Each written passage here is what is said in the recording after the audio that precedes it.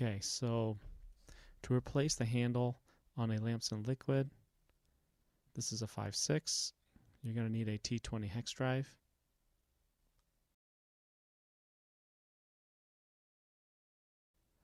So the first thing I'm going to do is kind of just break that screw pin loose and then take it off.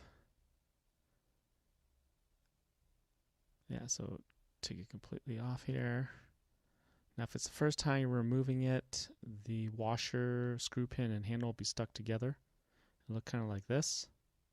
To separate everything, just hold it by the handle and then push it against the table, and then it should separate.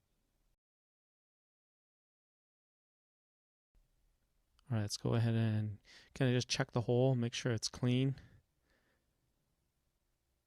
We're going to have to do the same thing with the threads on the screw pin here.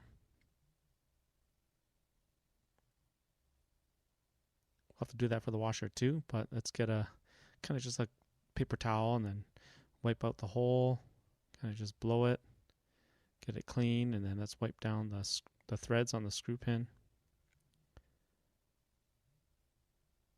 And let's go ahead and do the same thing with the washer.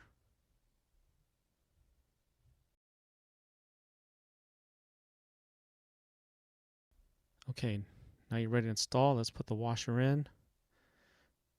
Let's put the screw pin in the handle. Get the screwdriver. Okay, just hold it all together. And then let's go ahead and screw it on. I like to hold the screwdriver by the tip and then tighten it down with the handle. You just get more leverage this way.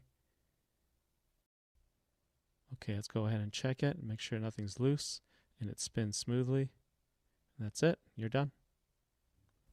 Tight lines.